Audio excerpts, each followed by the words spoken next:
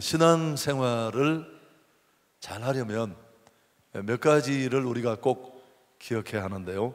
우선 첫 번째는 기독교가 어떤 신앙인지, 예수를 믿는다는 건 도대체 뭘 믿는 것이고 어떻게 신앙생활 하는 것인지를 우리가 알 필요가 있습니다. 두 번째는 신앙이 뭔지를 알았다면 아주 치열하게 뜨겁게 또 열심을 품고 우리가 신앙생활하는 그런 일이 필요하겠죠. 그리고 또 한 가지 필요한 게 있습니다. 참고 인내하는 것입니다. 여러분, 간단하게 말하면 신앙생활은 참고 인내하는 것이라고 말할 수 있습니다. 우리가 신앙생활을 하다가 보면 참고 기다리는 것 외에 아무것도 할 수 없는 그런 때를 너무 자주 만나기 때문에 그렇습니다. 바르게 살고 잘 살고 신앙의 정도를 달립니다.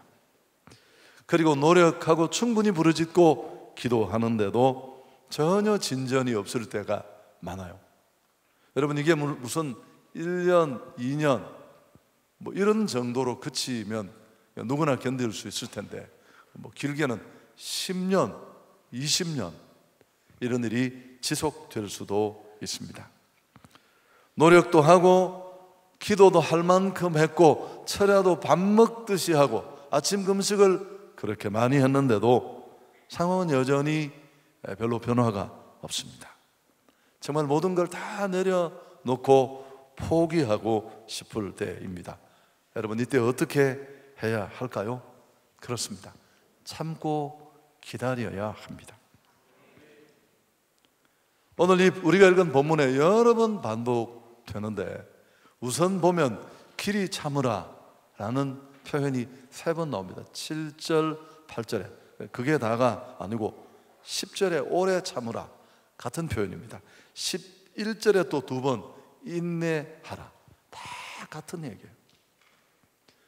여러분, 이 짧은 구절 안에 인내하고 오래 참고 기다려라 이런 표현이 무려 6회나 반복해서 나옵니다.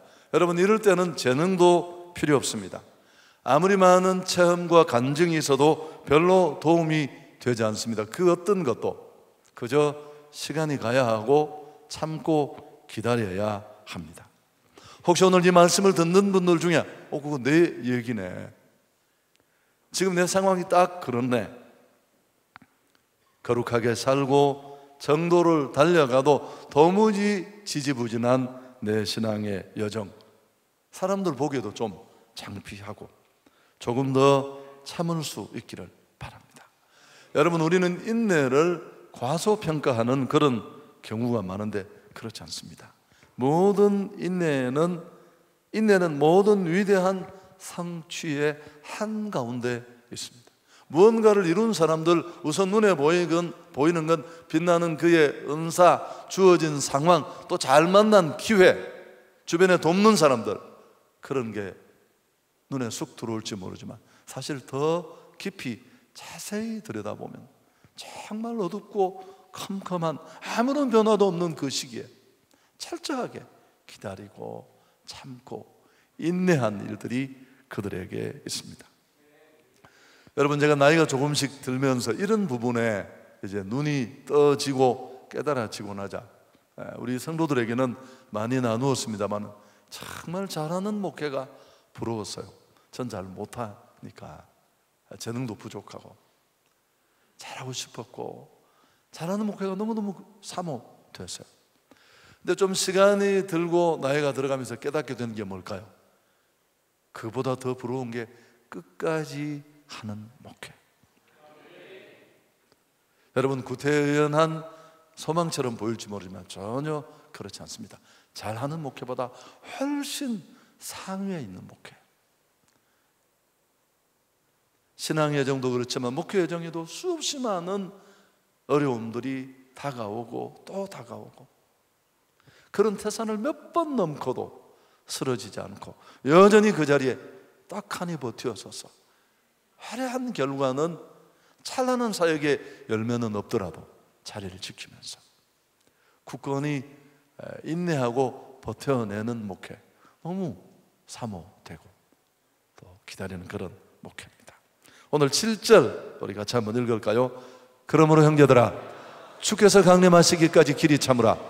보라, 농부가 땅에서 나는 귀한 열매를 바라고 길이 참아 이른 비와 늦은 비를 기다린다. 지금 잘 참고 인내해야 된다는 얘기를 말씀드리고 있는데, 여러분, 가장 잘 참고 인내하는 사람들 중에 한 사람이 농부들입니다. 오늘 성경에 소개하는데, 농부는 땀 흘려 밭을 갈고 씨를 뿌리고 그가 할 수 있는 일을 다 해요. 그렇지만 하늘을 바라보고 참고 기다려야 합니다. 이런 기다림과 긴 인내의 시간이 없으면 농부가 무슨 일을 하고 어떻게 해도 열매를 얻을 수 없습니다. 지금 아무런 변화가 없는 것처럼 보이는 그 묻힌 땅, 점체 성장이나 변화를 만들지 못하는 상황을 뛰어넘어서 황금 물결을 이룰 들판을 생각하면서 그 고난, 그 긴 시간을 참습니다. 여러분, 이 팔레스틴의 농부들은 더더욱 그렇습니다. 이 말이 확 다가올 텐데요, 비를 기다려야 합니다. 여러분, 그 하나님이 주신 축복의 땅은 물 근원이 너무너무 작아서 강수량도 적고 요단강도 가보면 또랑해. 그런 면에서 하늘에서 내리는 두 번의 비가 결정적인 때에 와야 되고 또 결정적인 양만큼 와야 됩니다. 10월, 11월에는 씨를 뿌리고 이른 비를 기다려야 합니다. 4월, 5월에는 추수하기 전에 늦은 비를 기다리고. 여러분, 농사하는 일은 그때나 지금이나 별로 다르지 않습니다. 제가 오늘 신문을 봤더니만 쌀농사를 짓는 우리 농민들은 지금도 어렵대요. 다 어려울 때는 보릿고개에 시달렸는데 이제 가을에 곡식을 다 키워서 추곡 수매하고 돈을 받을 때까지 참 힘들어서 여전히 농자재도 구입하고 생활도 하고 또 자녀들 교육비도 분담하고 너무너무 어려워서 돈은 없고 지인들한테 빌리거나 금융기관에서 대출을 받았는데 최근에 지자체와 농협이 조인을 해서 농부들에게 월급을 주는, 가을에 추수할 곡식을 이렇게 예상해서 무담보 대출식으로 주는 100만 원, 200만 원 이런 대출이 있다고 합니다. 근데 그렇게 든든해하고 매달 받는 그 월급 때문에 힘이 나고 좋아한다는 걸 보면 여전히 농사 짓는 일은 그때나 지금이나 조금은 황당하고 긴 시간을 기다려야 되는 일인 것 같습니다. 우리가 참고 인내해야 하는 이유를 8절에 소개합니다. 너희도 길이 참고 마음을 굳건하게 하라. 주의 강림이 가깝다. 여러분, 주의 강림은 재림의 때를 일컫는데 이 말은 너무너무 중요해요. 성도의 기다림과 인내는 막연한 게 아닙니다. 방법도 없고 길도 없어서 그냥 버티는 것과는 전혀 다릅니다. 분명한 확신과 근거와 소망을 가진 기다림인 줄 믿습니다.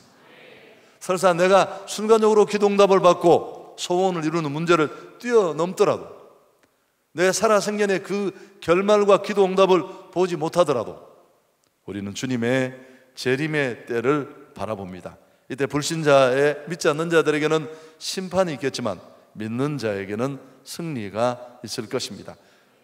디모데후서 4장 7절 이하에 바울의 고백을 들어봐도 이제후로는 나를 위하여 의의 면류관이 예비되었으므로 주 곧 의로우신 재판장이 그날에 내게 주실 것이며 내게만 아니라 주의 나타나심을 사모하는 모든 자에게도니라. 여러분, 그날이 되면 죽은 자는 부활하고 하나님의 영원한 품에 살게 될 것입니다. 그걸 생각하면 우리는 잠시 세상에서의 고난도 고통도 견딜 수 있습니다. 로마서 8장 18절에도 생각하건대 현재의 고난은 장차 우리에게 나타날 영광과 비교할 수 없다, 그런 말씀도 있습니다. 근데 현대인들이 잘 못 견디잖아요. 모든 게 빠르고 음식도 컴퓨터도 엘리베이터도 느리면 참지를 못합니다. 집도 여러분 모듈로 짓는 주택이 있어서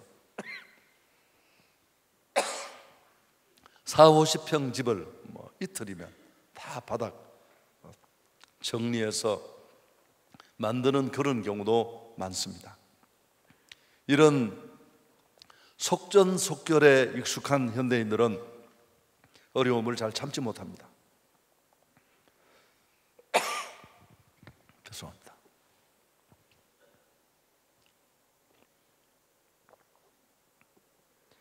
고통과 고난이 길어지면 스스로 자포자기하고 생명을 포기하는 그런 일들도 일어나는 이유가 바로 여기에 있습니다. 오늘 8절 다시 한번 읽습니다. 너희도 길이 참고 마음을 굳건하게 하라.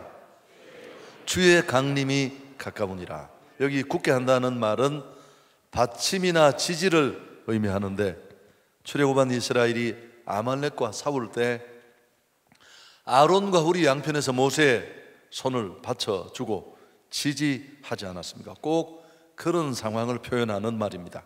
그래서 우리 마음이 흔들리지 않게 끝까지 소망과 인내로 우리가 잘 자신을 견지해야 하는 것을 말합니다. 여러분, 세상에 많은 일들이 참습니다. 학자 한 분이 연구를 해보니까 우리 인생의 94%가 기다리는 것이다. 우리가 많은 일들을 하고는 다 기다려야 합니다. 직장에 어려움을 겪는 분들, 실력이 없고 또 연봉이 작고 그렇지만 다 조급함이 문제를 만들어요. 아무리 작은 일이라도 내 인생을 쏟고 최선을 다하면서 꾸준히 기다리면 정말 좋은 결과를 만들 수 있습니다. 여러분, 못생긴 나무가 산을 지킨다고 하잖아요. 딱 제 얘기였어요.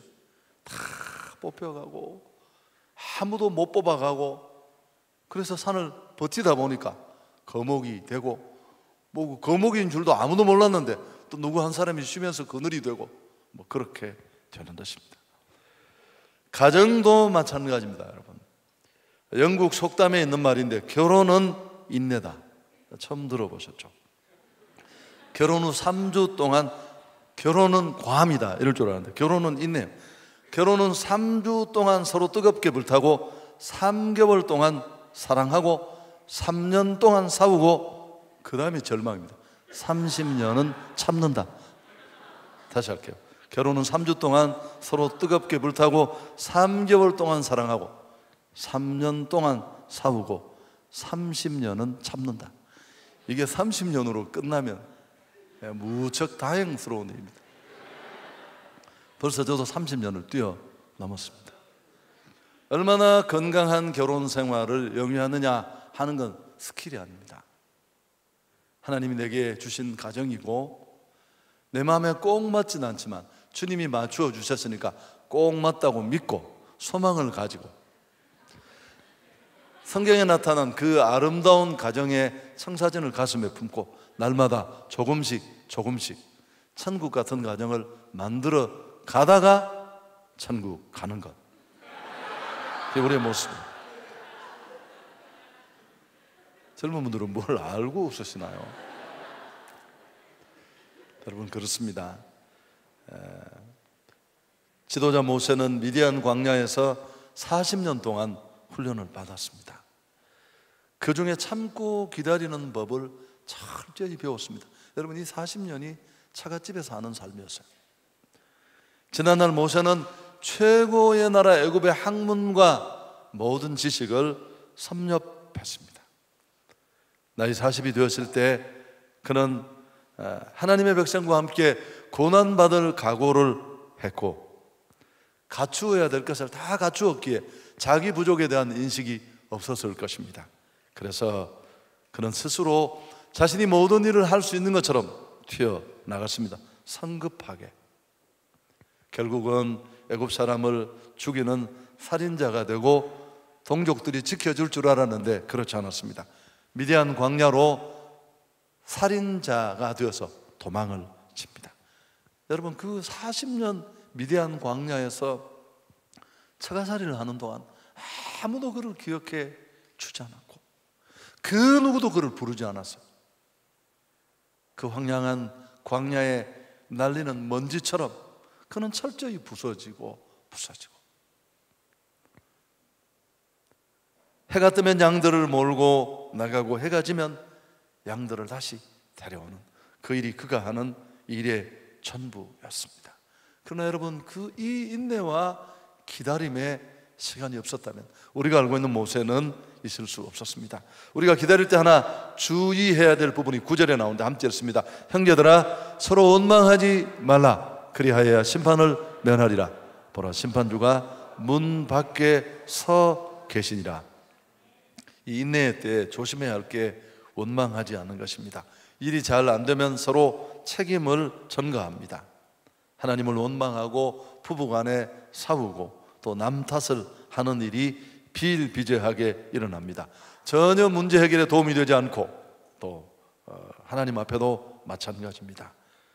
그래서 우리는 무엇보다도 이 원망을 내려놓아야 하는데, 이스라엘 백성이 광야 길을 걸을 때 힘이 들어서 원망하지 않았습니까? 민수기 21장에 보면 백성이 하나님과 모세를 향하여 원망하되 어찌하여 우리를 애굽에서 인도하여 내어 이 광야에서 죽게 하는가? 이곳에는 먹을 것도 없고 물도 없도다. 우리 마음이 이 하찮은 음식을 싫어하노라 하며 여호와께서 불뱀들을 백성 중에 보내어 백성을 물게 하심으로 이스라엘 백성 중에 죽은 자가 많았다. 하나님은 즉각적으로 그들을 진노하시고 심판하셨죠. 그러나 이에 반해서 바불과 실라는 우리가 알고 있습니다마는 복음을 전하다가 두들겨 맞고 착고에 묶인 채로 빌립보 감옥에 던져졌을 때 그들은 찬송했습니다. 대단한 분들인데요. 사도행전 16장 23절이야. 같이 한번 읽을까요? 많이 친 후에 옥에 가두고 간수에게 명하여 든든히 지키라 하니 그가 이러한 명령을 받아 그들을 깊은 옥에 가두고 그 발을 착고에 든든히 쳐봤더니 한밤중에 바울과 실라가 기도하고 하나님을 찬송하며 죄수들이 듣더라. 여러분, 이렇게 어떤 물체를 두드려 보면 그 울리는 소리를 들으면 그 물질이 어떤 물질인지를 알 수 있죠. 금속인지 목재인지.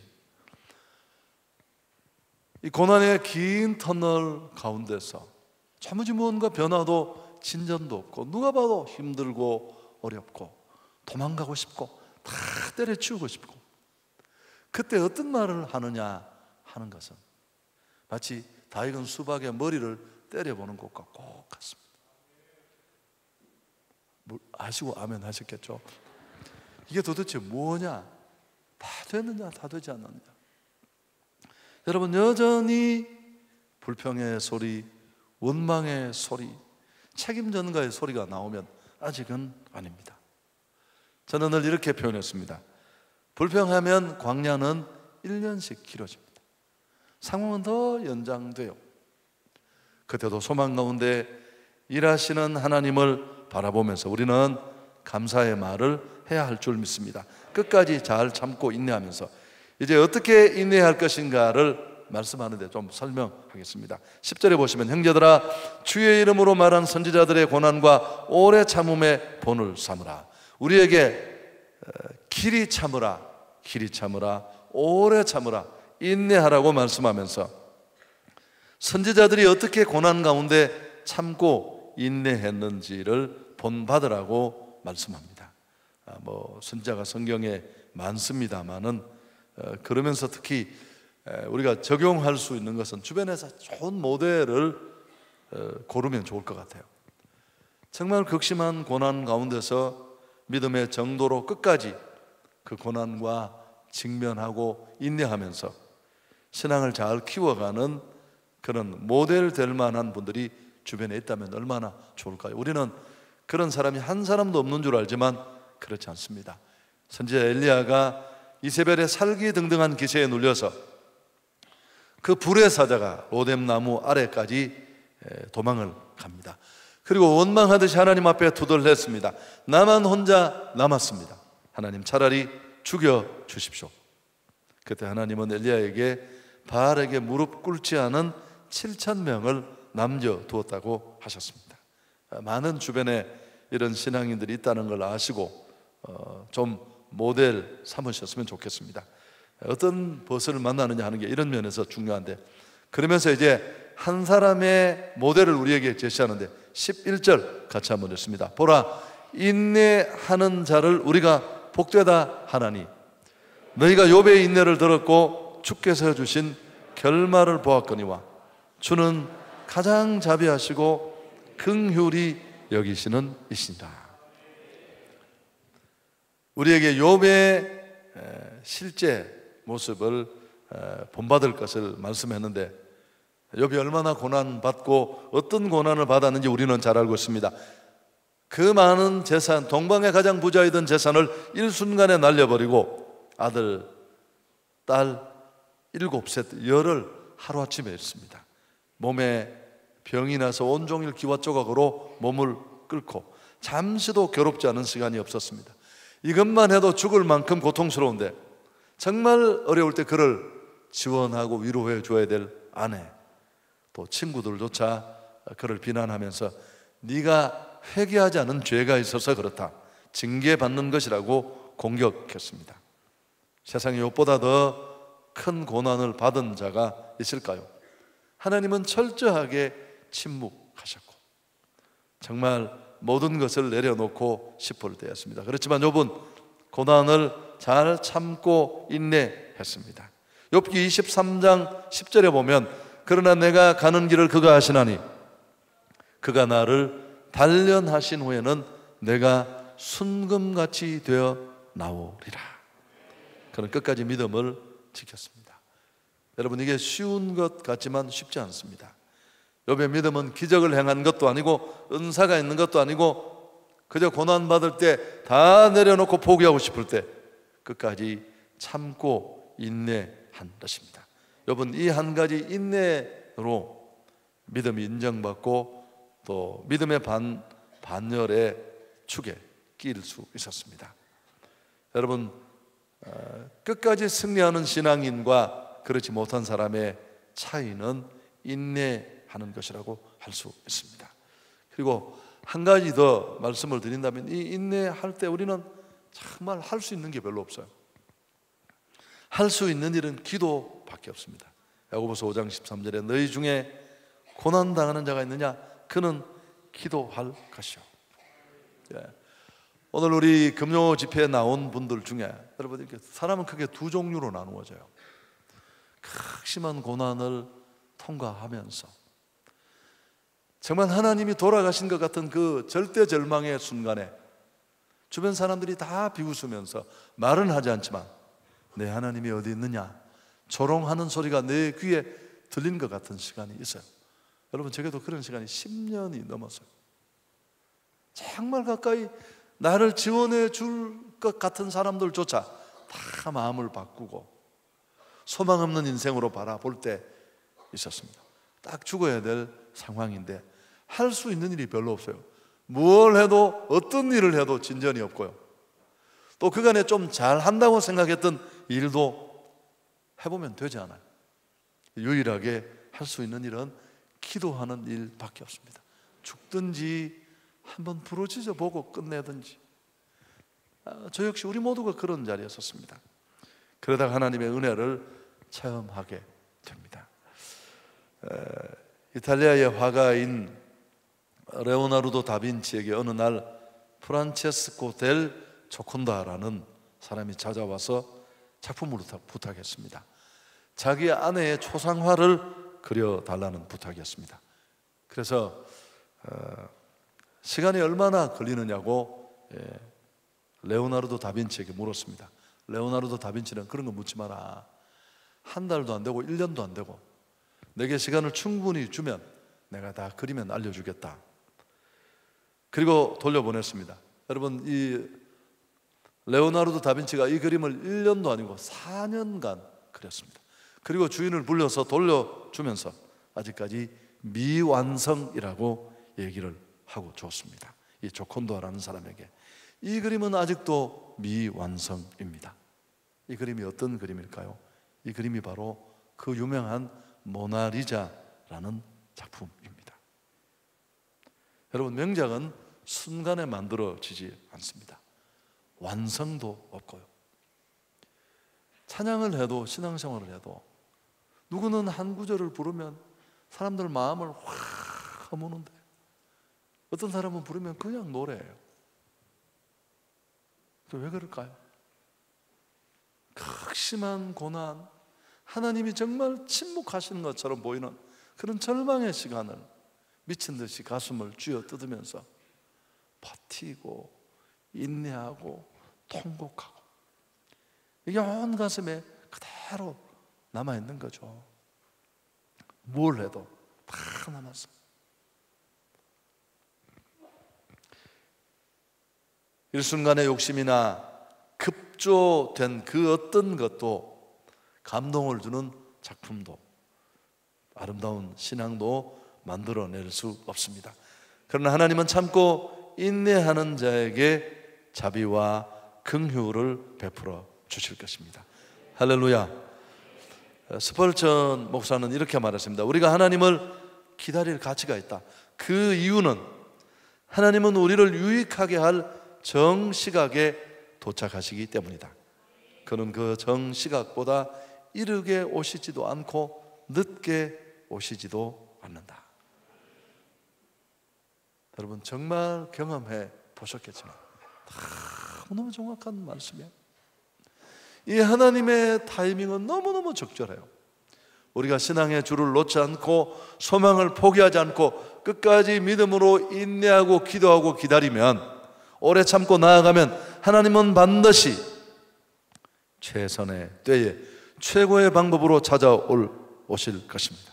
그래서 우리는 하나님을 기다릴 수 있습니다. 욥에게 하나님이 어떤 결말을 주셨는지 우리는 잘 알고 있습니다. 고난을 참고 인내한 결과, 욥기 42장 13절, 12절, 13절 함께 읽습니다. 여호와께서 욥의 말년에 욥에게 처음보다 더 복을 주시니 그가 양 14,000과 낙타 6,000과 소 1,000결이와 암나귀 1,000을 두었고 또 아들 7과 딸 3을 두었다. 자녀도 재물도 명예도 회복되었고, 욥기를 쭉 읽어보면 비난하던 친구들이 욥에게 무릎을 꿇고 축복의 기도를 받습니다. 여러분, 저도 이런 경험이 있어요. 저를 뭐 힘들게 했던 사람들이 불러서 그때 참 미안했다고, 구체적으로 다 얘기는 못하지만, 이 모든 것보다 더 귀한 축복이 뭘까요? 욥의 영이 밝아지고 그의 영적인 수준은 훨씬 달라졌습니다. 욥기 42장 5절을 함께 읽습니다. 내가 주께 대하여 귀로 듣기만 하였사오나 이제는 눈으로 주를 배움나이다. 뜨거운 가마 속에서 구워낸 도자기는 결코 잘 끄어지지도 않고 빛깔도 바래지지 않습니다. 고난을 참고 긴 시간을 인내하며 견딘 후에 얻은 축복은 그렇게 쉽게 잃어버리지도 않고 변질되지 않습니다. 말씀을 마치려고 합니다. 오늘 설교가 좀 딱딱했을 수도 있는데, 여러분 혹시 이런 절망의 때, 고난의 때, 변화가 도무지 일어나지 않는 지지부진한 때가 있다면 여전히 일하시는 하나님을 바라보고 끝까지 참고 인내하고 견딜 수 있기를 축복합니다. 그래서 우리가 할 수 있는 일이 별로 없지만 믿음을 가지고 기도하고 기다리는 일밖에 없지만 하나님은 반드시 최선의 때에 최고의 방법으로 역사하실 줄 믿습니다. 그 기간에 그 고난과 긴 인내의 시간을 무릎으로 통과하면서 나는 거목으로 변했을 것입니다. 볼 수 없는 것을 바라보고 알 수 없는 것을 알고 힘들고 똑같은 고통당하는 자를 위로하고 소망을 줄 수 있는 그런 사람으로 변화될 줄 믿습니다. 하나님께 영광 돌리겠습니다.